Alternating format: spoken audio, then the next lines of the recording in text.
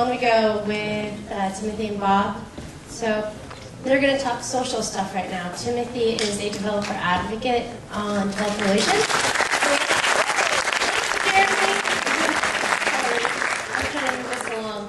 So Timothy's a developer advocate on developer relations. Bob Amon is a developer product engineer, programs engineer on developer relations. Both work on social stuff, things like Buzz API. So they're going to kind of show you how to socialize the web.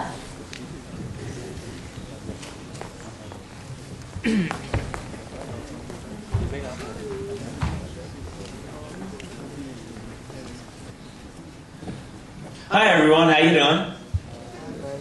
Oh, come on, seriously, how are you doing? I know it's midday, but you're still having a good time, right? Yes. Okay, I can kind of believe that. But as we go forward, I expect more enthusiasm out of you. So Bob and I are going to be talking to you about the Google Buzz API, and we're going to be talking about the social web in general, but most specifically the Google Buzz API. But before we get into our agenda, quick introduction. Hi, I'm Timothy.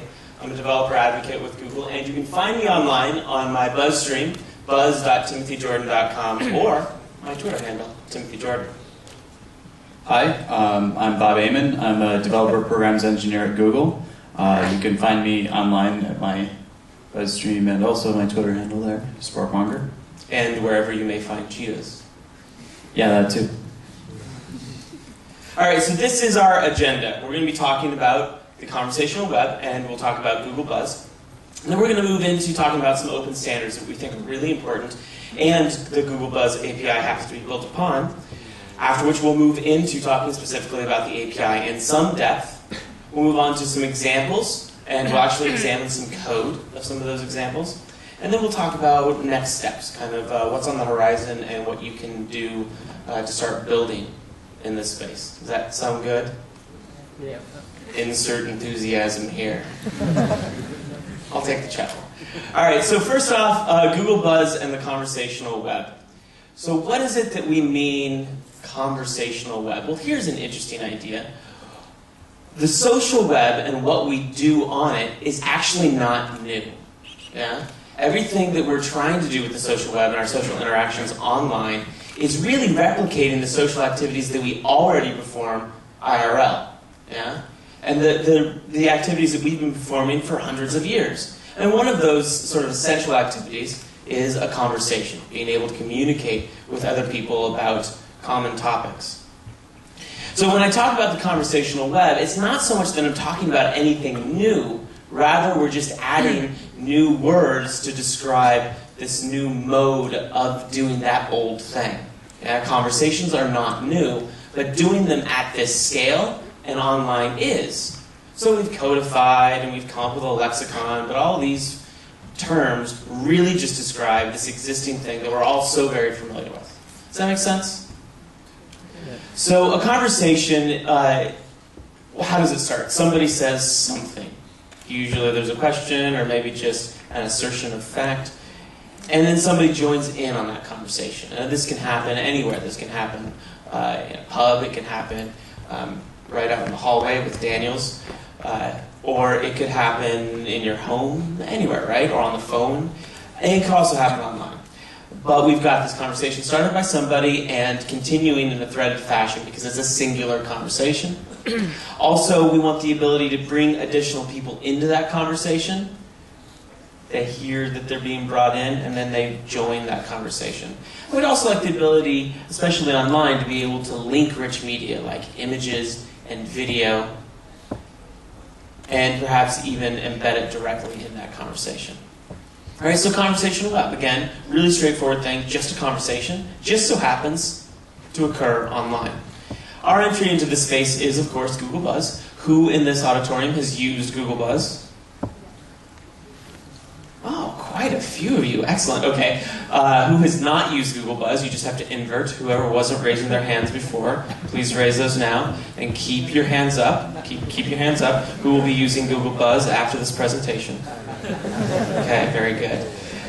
I like Google Buzz a lot. And I think even if it's not the product for you, if it's not how you communicate best or most effectively, it's definitely informative.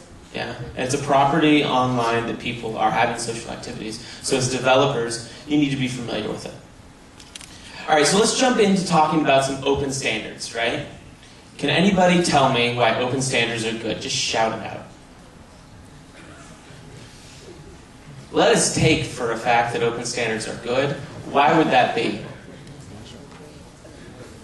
Because it's open. I like that. It doesn't really tell me anything, but I do like it. No? No one? Does anybody use open standards in their development? What's that? Allows other people to be better. It allows other people to be better. Very good. By having an open standard, you get to share your work with the world, and then the whole world moves forward. That's awesome. Anything else? Avoids vendor lock-ins. Avoids vendor lock-ins, right? People perform, especially on the social web, people perform social activities on lots of different products. They don't use just one. So by having open standards, we can have better interoperability between all these different products, and we can open up that data. Anything else? We can go with that for now. Oh, was there a hand? Yeah. It's a community-driven standard, so everybody speaks the common language. Very good. It's a community-driven standard. So, which is good because that means people speak the same language when they're trying to exchange data, but it also means that the community gets to decide what's in the standard, which is essential, right? So the open standards that we've built Google Buzz API on, they're not controlled by Google. Yeah?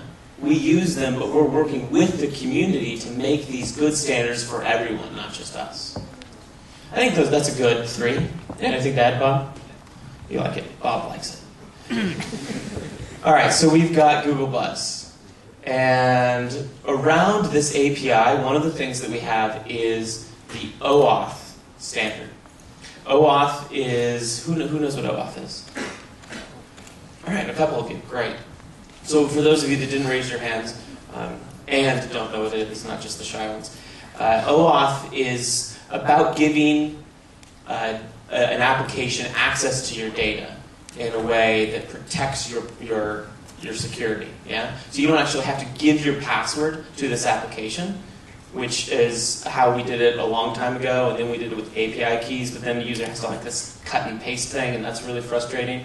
So instead, with OAuth, the user gets put into this process where they jump back over to the providing site, authorize that data access, and then they jump back to your application, and now your application has access to that data. And the user knows what your application has access to, whether it's read or read-write in the case of Buzz, and they can revoke that access at any time using the dashboard control panel. Right? So these are sort of like common things in OAuth, but there's a standard that sort of governs how that should happen. Atom. Who knows what Atom is? Who has ever read a feed on the web? Okay, that should be most of you. Who has read a feed on the web but didn't know they did? That should probably be all of you. Atom is an encapsulating format, right? So it's about putting data into this clear encapsulation so that it can be machine readable. And there's a great standard that kind of defines where all the elements should go. That's Atom. And then a lot of stuff is built upon that, including PubSub Hubbub, right? PubSub Hubbub exchanges data based on Atom. And PubSub Hubbub is sort of a new thing. My favorite game is to say it 5 times fast, which I'm not going to do here, but I recommend you do it when nobody's looking. PubSub Hubbub is about syndicating data for the real-time web. Right? So PubSub Hubbub allows you, instead of pulling for updates to data, rather to tell the hub, hey, tell me when there's something new. And then that hub will just ping you with a fat ping and say, hey, got some new data, which is really great, right? So instead of the common format of, are we there yet? Are we there yet? Are we there yet? Right? We'll just know when we get there. All right, here's activity streams. This open standard is about syndicating users' activities across the web. So as users perform social activities on the web, it would be great if we can encapsulate those and share those out. Yeah? Activity streams based on Atom is the encapsulation for that format. It's becoming really popular. A lot of people are using it. And finally, the last thing I want to talk about is Salmon. I won't talk much about this for the rest of the talk, but I think it's a really important standard, and it's really cool. So have you ever had a piece of web content that you've published online at multiple places? Previously, if say I had a blog post and maybe a Buzz post, the comments on the blog post and the comments on the Buzz post would always remain separate. Well, where we're approaching, what we'd like to get done is using Salmon to synchronize those comments across those two properties, or across 40 different properties. And Salmon allows us to do this, such that if I have an originating post and it syndicates out to a couple different services, and then on one of those services somebody had a comment, it swims upstream, get it, like Salmon, swims upstream to the original post, and then re-syndicates out to all the others. That's Salmon. All right, so these are our open standards: OAuth, Atom, PubSub, Hubbub, Activity Streams, and Salmon.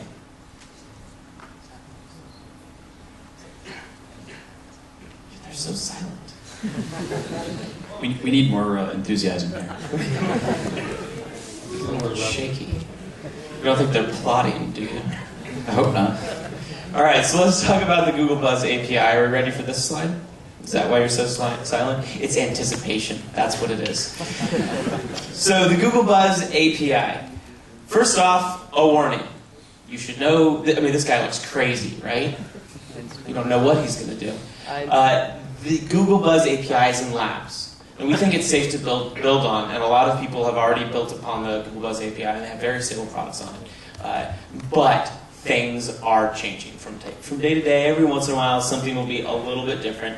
So it's not a warning that you shouldn't build upon the Google Buzz API right now and expect it to be stable. You can certainly do so, but you can't just release that application into the wild and never pay attention to it again, because you will need to make updates to the application every once in a while, which I think makes sense. All right, so a few resources for all y'all. This is the URL from which you would make RESTful calls to the Google Buzz API. The Google Buzz API is a RESTful system. Do you want to explain what REST is to the folks that don't know? In general, we basically just mean that we're doing lots of plain old HTTP requests using a lot of the lesser used verbs in HTTP, like put, delete, and so on to represent our collections and add and remove from them. Yeah, so what this means is just by requesting URLs with get, put, delete, you can interact with the Google Buzz data store. Pretty cool, huh? And this also means that you can do a lot of testing directly in the browser for anything non-authenticated, of course. All right, so here is a URL that can give you more documentation about everything that we're going to be talking about. It's really extensive, and we keep it updated, especially as things change. You may want to refer back to this to see what the updates are. And it's on our code site, code, Google.com, APIs, Buzz, Docs. Pretty straightforward. Got it? You write it down already? You're just going to see the slides later when I post them online, aren't you? All right, this is a tool that we think is really great. So I mentioned that you can do unauthenticated sessions in the browser for testing. Well, you can also do authenticated sessions and unauthenticated sessions directly in the command line using OA curl, which is really fantastic. It's a Java program that allows you to actually use OAuth to authenticate that command line tool with your Google Buzz account, and then you can put and get and delete requests to the API just as if they occurred in your application, which makes it really versatile and powerful for debugging as you're building your application. And then finally, we have a few libraries. We have a PHP library, a Python library, and a Java library. Now, you can access the API without using these libraries, most certainly, but these libraries do make it quite a bit easier. They take a lot of the complication of OAuth off your hands. They do a lot of the exchange over the internet for you. So by using one of these libraries, if you write in one of these languages, you can start working with the Buzz API a lot quicker and concentrate on your application and less on the API, which we think is pretty cool. There are other libraries in other languages on the way. We can talk more about those in Q&A if there's a particular language that's your flavor that is not there. There are a few standard parameters for every URL. One of them is out. Yep. Alt basically just switches between whether or not you want Atom or JSON as the output format for your response. And then the other common parameter is pretty print. Pretty print basically makes the output human readable. It adds a lot of extra white space so that you can see how the data format is organized. But when you're doing production stuff, you want to turn that off because it'll save you bandwidth to omit all that white space. Now, if you're like Bob, you can parse it no matter what. But for the rest of us mortals, you actually have to get this pretty print to print it out. Otherwise, it's way too difficult to parse. All right, and here's a few more. We don't want to talk too much in depth about these, but in general, you want to be able to set a maximum for your results, and you want to be able to have pagination, and you also want to be able to preview the operation, not actually perform it right away, but just to make sure it happens as you want it to happen. And these parameters will allow you to do all those things. All right, this is the last set of parameters I want to talk about, and they are the geolocation and search query parameters. Yeah, so basically you can pass in a set of keywords to the Q parameter for a search, and you can pass in a lat, long, and radius if you want to find all of the buzz that happened within a certain area, or if, say, you're looking at a map and you want to plot all of the buzz posts that happened within a certain bounding box, then you can pass in a set of 4 coordinates for the bounding box. So if you wanted to find all the DevFest buzzin' in the, like, say, within 50 miles of here, you just pass in the lat long of Fusionopolis and that query parameter, and you get all those buzz. Cool, huh? All right, now let's jump into sort of the meat of the response when we make these calls to the API, shall we? Activity streams. Now, I mentioned these previously, but let's go into a little bit more depth. These activity streams record user activities. So there's a few things that we need to know. The first of which is the user's identity, right? The actor involved in the operation. The second thing we need to know is the activity that that user is performing, the verb, right? Are they posting? Are they commenting? Are they liking? Etc. And finally, we need to know the object upon which they are performing that activity. Okay? So it would look something like this. Timothy shares a link. Yeah? Timothy is the actor, that's me. Shares is the verb or the activity. And then a link, whatever that link happens to be, that's the object. Makes sense, right? It's really simple. And that's important for this standard, is that the activity streams open standard is really simple at its core. And in fact, in the latest meetings that they've been having, they're making it even simpler so that any complexity you add on is sort of like an extension. All right, another activity might look something like this. One day, maybe. But probably more like this for the time being. So let's look at what that response actually looks like. Yeah, we've done some pretty printing on the JSON response. And here are some of the things that we've gotten. So you have a title. In this case, it's basically just a truncated version of the full content. You have the published date and the last time it was updated. So let's say you edit something, you're going to see that date change. And then you have an opaque ID for the activity. So these are like 4 things that you just need to know about everything, right? Okay. Yeah, so let's say you have a whole bunch of people who have liked a particular post. This section will give you a link to where you can get the full list of who has liked the activity, and also a quick count so that you can display that in the UI. And replies, Bob? Yeah, okay, so replies, same kind of deal. This is the list of all of the responses to that activity and how many responses have happened on that activity. All right, and then back to sort of some of the things we've been talking about. First off, the identity. Here's the actor object.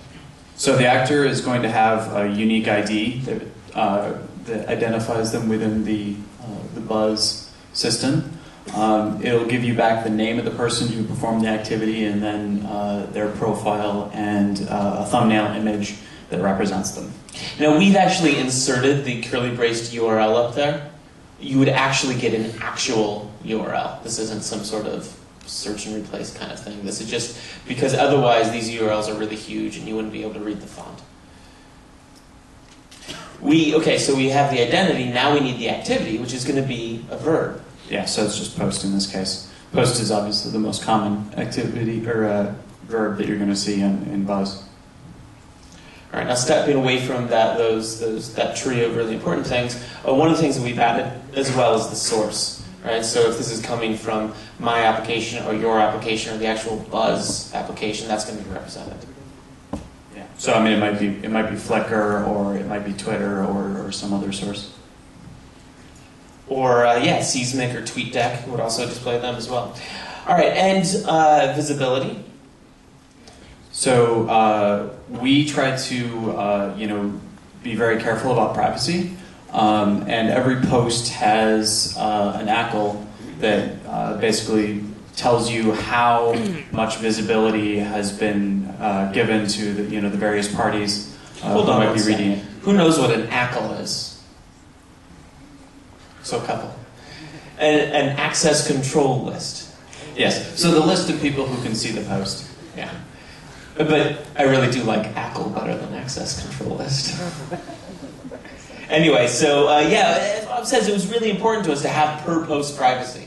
Because when you join a social network, it's a bummer sometimes, or any sort of social activity, to decide ahead of time if something's going to be all public or all private. Instead, what we did is allow you to decide upon the creation of any piece of content, whether you want to share that with the whole world or a subset of people. And you can share it with a group, or I can share it with just Bob. And so it looks like this. What's in here? We've got... In this case, you have a public post. So anybody on the internet can see this post. And finally, we have some geolocation data. Now, typically, you would just see the geocode, but there's some extra information here, which I think is pretty neat. Yeah, so you have the latitude and longitude, but you also have the address of the place where the post occurred, and also, in this case, a place name. So this would be it could be the name of the business, or just the address. But yeah, so that gives you a much more human-friendly location name. Now, if you're using the Mobile Buzz application now on Android, you can actually snap to the place. So it'll get your latitude and longitude, and it'll send something over to the Maps API saying, hey, what's here? And it'll send back the place name, and you'll be able to choose, yes, I am at the Fusion Obelisk. Pretty neat. All right, now, so we had identity and activity earlier. Now we're getting back to object. Remember, these are the three most important things about this stream. And this, in fact, is the object right here. Yeah, so, I mean, we put the content within the object. So it would be the note that you're posting. So it was, Timothy, or Chris Chabot, actually. Chris Chabot posts a note. And the note that he's posting is content goes here. So what does this look like? Right? Well, it looks like a Buzz post. That's pretty much it. Here's an example, and we've actually added a little bit extra to this one. This is a Buzz post that one of our test user accounts posted, Tina Tamarind. She doesn't really exist, but it is a fantastic name. I wish she did. Anyway, she included a link here, and we can encode that into the activity stream as well, and it looks a little bit like this. Yeah, so in this case, we have an attachment of type article. You can also have attachments of type video or picture, for example. But here we have an attachment of type article. It has a title, and it's going to have a link to the article that we're talking about. So this is another one of our test user accounts, also an excellent name, Cami Crape. And she was very sweet to comment on her mythical visit to our office, in which she took this picture. And that kind of attachment looks like this. Yeah, so this is the photo attachment I was mentioning earlier. You have a preview, so a thumbnail, and the full-size image. And on the full-size image, you get the height and width so that you know ahead of time what kind of image you're going to be dealing with. And of course, you can add video as well, right? And it would look something like this. Right, and you have the title and the link and a preview. All right, so overall, in the activity stream spec, there are all these verbs and objects defined, right? Which seems kind of complicated. but Google Buzz only uses a subset of those. For interfacing with the Google Buzz API, you only need to know these. Right, so that's actually pretty simple, right? Currently, the only verb that we have is post, and the only objects we have are article, note, photo album, and video. So pretty simple, yeah? All right, now Bob's going to talk a little bit about how this OAuth URL translates into reality. All right, so you have we have a custom OAuth URL endpoint for authenticating your access tokens. So you need to pass in a couple of extra parameters to it. You have the scope. In this case, we're using the full access scope. You have to pass in the consumer key, which goes into the domain parameter. And if you want it to look really pretty, you can pass in a little icon that will represent your application. And that sort of gets transformed into this URL that you make the call to.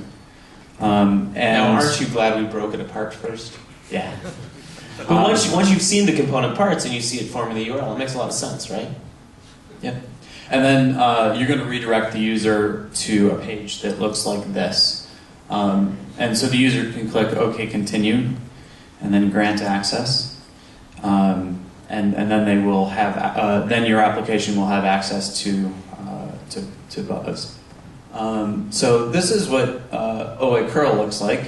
And we're going to just go through this real quick. So OA curl is the command line tool we mentioned earlier.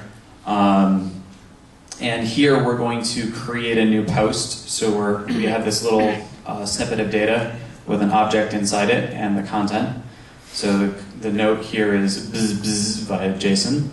And we post it to the collection @me/@self. And that will create the post.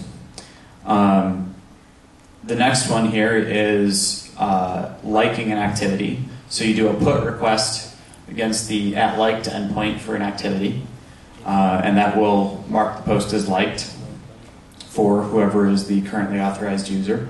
And similarly, if you do a delete request against that same endpoint, it will unlike the post.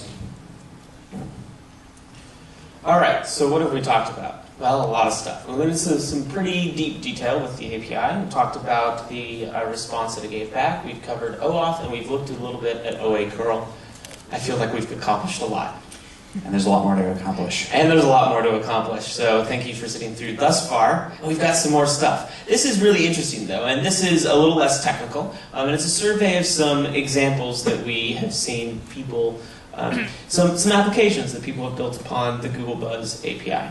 So it should be a lot of fun.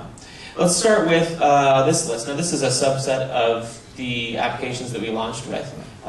These people were really helpful in helping us debug the API as we got to the final steps. And you can find these applications as well as many others on google.com/buzz/apps. Is that the right URL? Yep, that's the right URL. And there's a list of applications that we've been using recently that we really like that are built upon the Google Buzz platform. And if you write a really cool one, you could be there too. So, there's that. Anyway, there's just a few that I'd like to highlight that I find really interesting for whatever reason I think would be applicable to what you might do in the future as well, or otherwise informative. And the first one is Boxy. Who is familiar with the application Boxy? So a couple of you. For those of you that aren't, Boxy is essentially an application for viewing video. Yeah? And you can run it on your desktop, or you can run it on your set-top box, and you can output to your television at home. Now, Boxy's done something really, really cool with video watching, is that they've taken their interface and added a feed to the left side of the screen, right? And this highlights a really interesting aspect of social sharing. Instead of just sharing out, which a lot of us are already used to, right? We do it all the time, Boxy is also sharing in from your network. So they're using the Google Buzz API to not only allow you to share the videos that you're watching with all your friends on Buzz, but also to examine your consumption stream, all the people that you're following on Buzz, pick out the videos that they've shared and place them in your feed. So that while you're in Boxy, you can watch the videos that your friends thought were worthy of sharing out to Buzz. which is really interesting, right? This, not just this sharing out, but also this sharing in. And it looks something like this. With the feed on the left, you can click on the Inception trailer, and it brings up the ability to play it. Go ahead and play that on Boxy, and then, of course, you can share it back out. Really simple, right? And we think that's really interesting because it's actually sort of innovative. Yeah. Yeah, I mean, a lot of applications are just doing the sharing out, but the sharing and examining this feed and doing interesting things with that data, we think is really important, and a lot of people are going to do it more and more. All right, so TweetDeck is another application that has Google Buzz support at this moment, and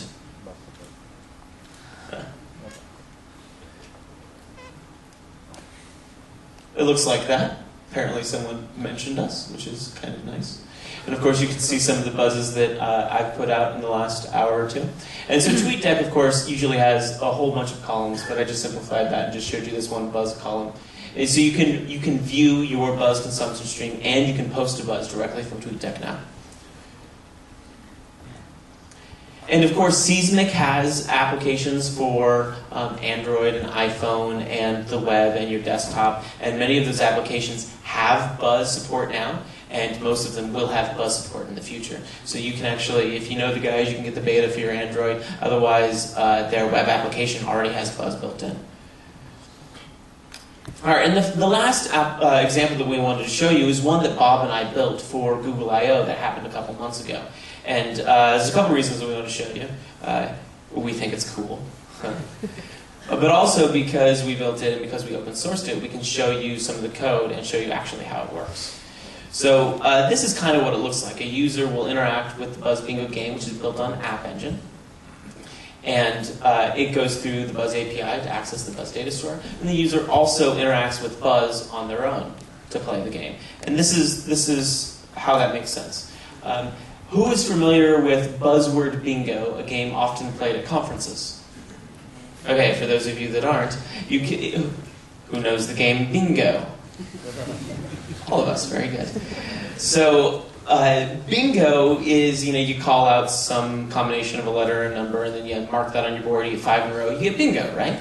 Well, Buzzword Bingo, essentially you go to a conference, and you sit in an auditorium like this, listening to somebody like me talk about a lot of stuff salted with keywords or buzzwords. And with your Buzzword Bingo board, instead of the numbers and letters, you actually got keywords or buzzwords such as social web, Google Buzz, Bob is really cool. And when I say those things, you mark them off on the board. And of course, no matter where I am in the presentation, if you get bingo, you're obligated to scream it out at the conference. It's a lot of fun. Bingo! Obviously, nobody's playing it right now, which is probably for the best. So with Google Buzz, we thought we'd take this as a platform and transform this game into a conversational experience. So this application generates a board for you. You go out and you join Buzz conversations, it marks them off on the board, and you get bingo. So pretty much the flow looks like this. You sign in and off for Buzz. It generates the board. And when you go and you join conversations, you look for conversations that have those keywords, and you mention the game's account. It finds those conversations, because you mentioned it, and marks the board for you, and you get bingo. Pretty simple. Let's take a slightly deeper look. So signing in, you would land on the game's page. And it looks like this. And you can do this right now. By the way, we threw up the URL buzz-bingo.appspot.com. You sign into the game,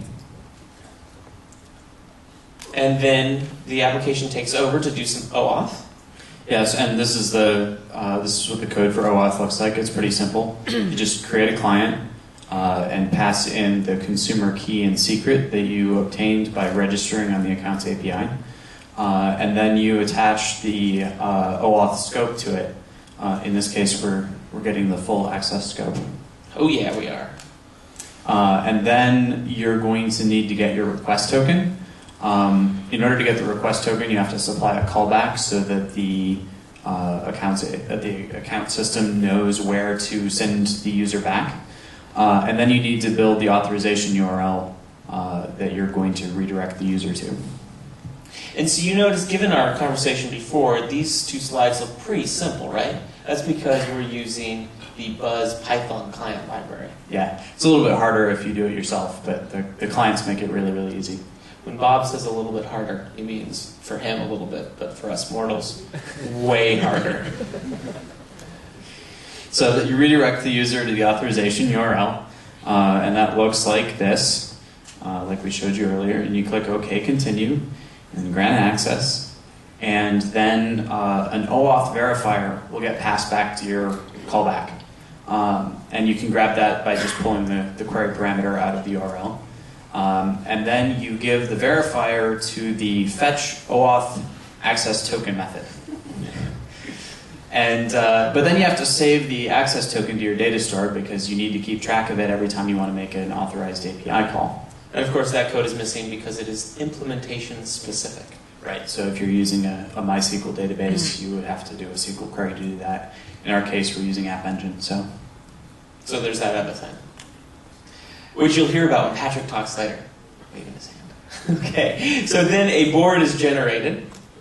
Looks like this, yeah. There's all our keywords, the ones that you would expect from a couple of guys like us. You go out and you join conversations. So here we're going to use our example account, Candy Crepe again, and she actually joins a conversation that Tina Tamarind started. And she mentions down there at the bottom, you see buzzbingo.io@gmail.com. To mention someone in Buzz, by the way, if you didn't know, you just hit the @ symbol and type in their Gmail address. And that does this thing where in the post you'll just see their display name, so it sort of obfuscates the email address, and also provides a link to their profile if people want to see it.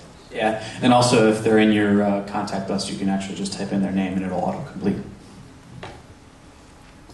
All right, so we've joined this conversation. The next thing that needs to happen is to mark the board. So in our case, we're creating badges to award to people when they perform certain actions in the game. So here we're checking to see if a post that we're reading in has an attachment of type article. And if it does, we give them a share badge. We check to see if there's a geocode on the post, and then we either give them the geo or mobile badge. And then we go and we create a new post to let people know that we've awarded that badge. So here we're creating a badge attachment of type photo with a little icon for the badge. We have a link attachment back to the game so that people know where they can, when they see this post, they know where they can go to play the game. Next page. And then we actually attach those two attachments to the actual post. And we give it some content, basically saying, hey, this person has won this badge. And we also geocode it so that people know where the game is being played. Like, for example, the venue geocode we would set to the Fusionopolis and give it the place ID. And then we finally call client.createPost, which pretty much does all the work for us. It's pretty easy. Isn't that nice? Yep, just one little line. Okay, and so then the board gets marked off like this. We do that a whole bunch more. And then finally we check to make sure that you have 5 in a row, either horizontally or vertically, and we finally award you the bingo badge. So your board would look like this, and then of course you get the bingo badge and a new board, because obviously you'll want to play again. So Buzz Bingo is open source. You can find it on project hosting off of code.google.com/p/buzz-bingo, right up there. And of course the application, you can go to it as well. We encourage you to play the game, check it out, then download the source code and play around with it. Yeah?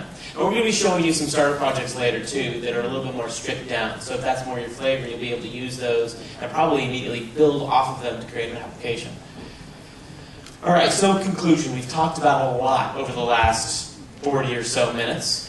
And I just want to sum up and give a few more URLs. So for the sum up, the social web is cool. People live on social web a lot. And by learning the Google Buzz API, you'll also be learning these open standards. And these open standards are going to be essential to your work building the social web anywhere, not just on the Google Buzz API, but other social properties as they implement them or those who already have implemented them. So we really encourage you to Buzz API, not only because we think Buzz is cool, but also because that's just good for playing on the social web. And at the very least, to check out the open standards, because we think that they're really important and really awesome. All right, so here is the documentation link for the Google Buzz API, one more time. There's also a forum, it's google-buzz-api. So you can, it's a Google group, you just go there and there's a mailing list, you can ask your questions, and probably Bob will answer them. And then we've got these URLs again, we've got OA curl, and we've also got a PHP, a Python, and a Java client. All right, now we have just a few minutes for questions and answers, right? Thank goodness. I bet there's a lot of questions. I suspect that there are. So, questions and answers. I am not above running into the audience with this microphone. Oh, you are going to? They're going to run around with microphones. Isn't that awesome? Okay, hands in the air. Who has a question about the social web right up here? So is any tag, any place to the Google Buzz geotag automatically? Does it place the geotag automatically? It depends what application you're using. So if you're writing an application, it's not going to do it automatically. If you're using the Android application, it will attempt to place that automatically, but you can tell it no, and then you can choose the place. I don't know about the mobile app, if it does geocoding. It gives you the option to do so, yeah. There are some Google Maps applications, I believe the one from BlackBerry, you can actually buzz directly from, and it'll also add the geocoding. But if you use it just out of Gmail, for example, on your browser, it will going to use like a geo IP sort of. I don't think it does yet. Yeah, not if it's in Gmail. Can you guys repeat that for everybody that can't? So the question was, by posting to Buzz, does it automatically add the geocoding? And the answer is in some contexts, yes, and in some contexts, no. So if the application is a mobile application with geo, typically we've added that in. And other applications that are intended for mobile have added that in for posting via the API. But for posting directly from the Gmail interface, it doesn't do that yet. And I've heard that before. I think it's an interesting idea. And it might be something that we implement in the future with HTML5 location tag. Where's Jeremy when I need a woot? Well, let's just say Something here. He's right there. Woot? Thank you. So does that answer your question? Probably a little bit more than you would have expected. All right, other questions? Yes, sir. It's actually two parts. Oh my goodness, I don't know if we can say that. Okay,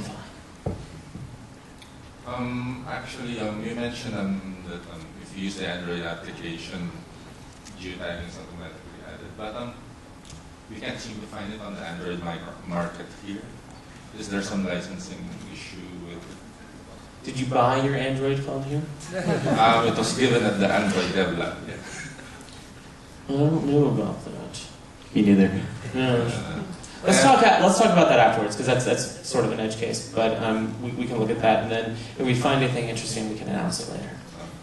And the other question is, among the three clients, are there like disadvantages when using one client over the other?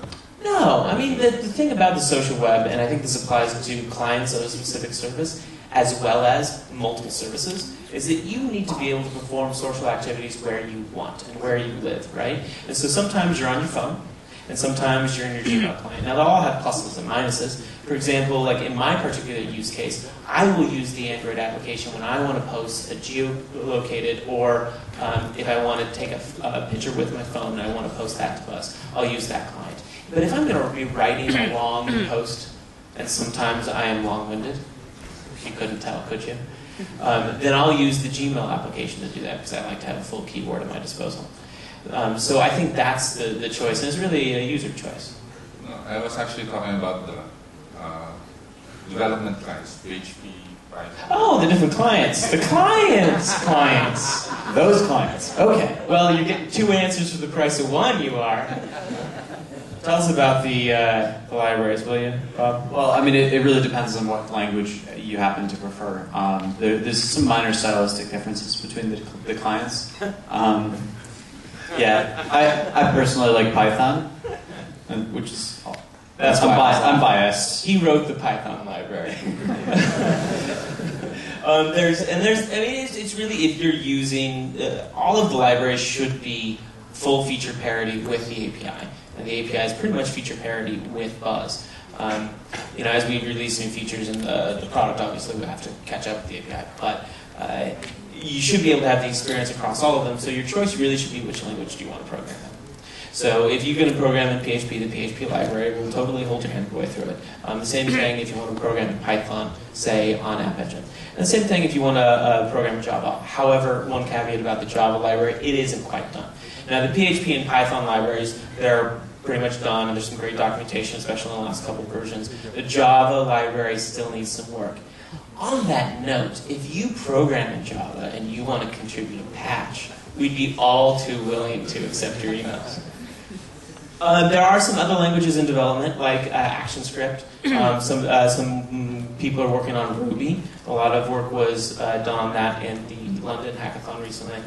And I think there is some discussion and 3 splinter groups battling it out over C#. I don't know how that's going to end up, but hopefully positive for everyone with no casualties.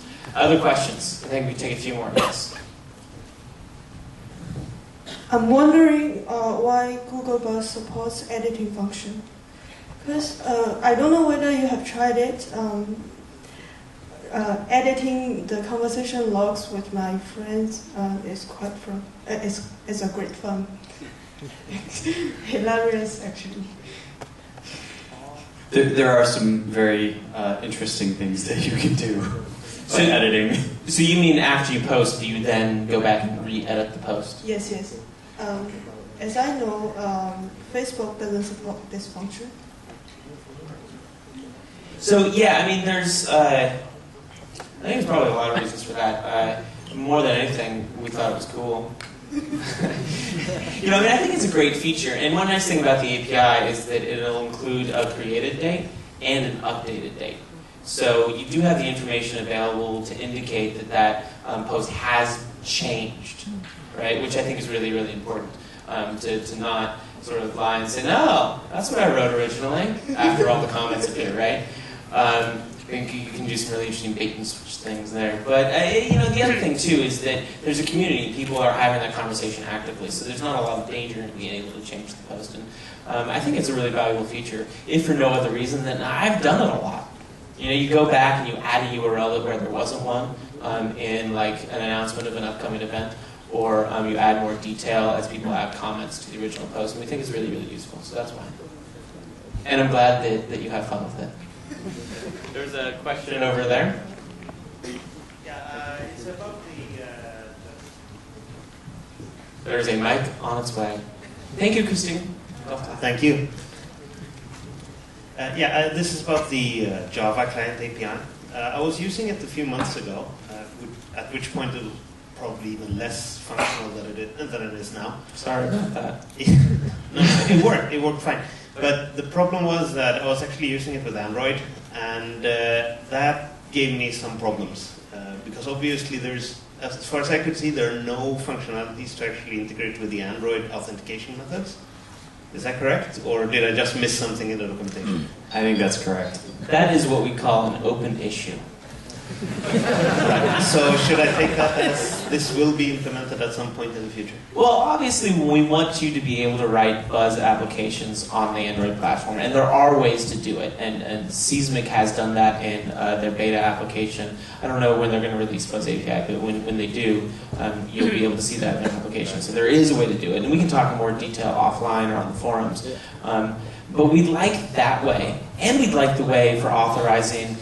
By the way, for those of you that might not have gotten the detail here, the question really is about authorizing, right? Like the API works on the platform, it's just how do you get the user to sort of jump out to a web page, authorize, and come back to your application. I think we would like that to be better.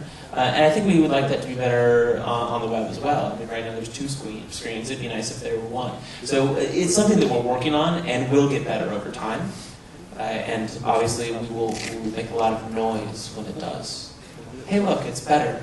And I mean, if you want some more updates about that, you can always email me or buzz me as well. And when they come out, I'll make sure to mention you.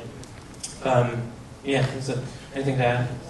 I mean, basically the Buzz API is built on top of this really cool technology that we call Apiary, and we talked about that at Google I/O.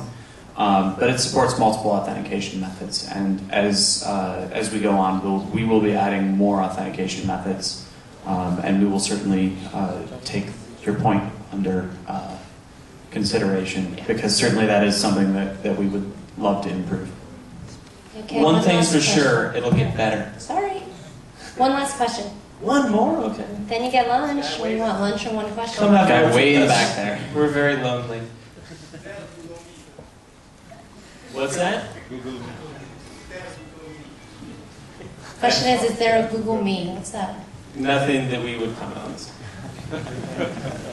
I don't know anything about that. And on that note, it's time for lunch.